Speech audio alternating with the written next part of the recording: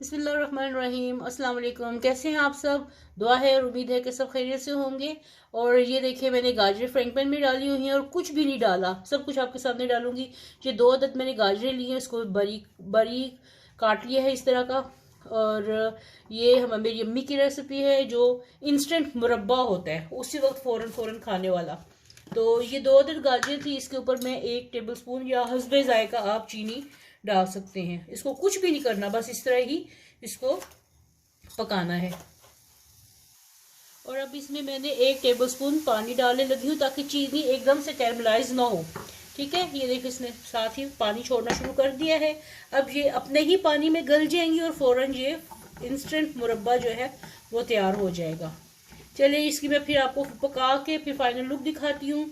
हमारी अम्मी इसको सर्व किया करती थी दूध की फ्रेश मलाई के साथ, जो उसके ऊपर आई होती है उसके साथ इसको सर्व करती थी। लेकिन आजकल वो इतनी कहाँ अवेलेबल है, तो ऐसे ही खा सकते हैं आप।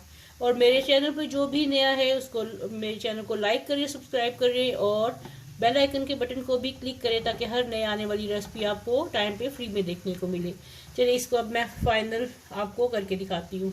तो ये है जी आज का गाजर का मुरब्बा, इंस्टेंट गाजर का मुरब्बा रेडी हो गया है।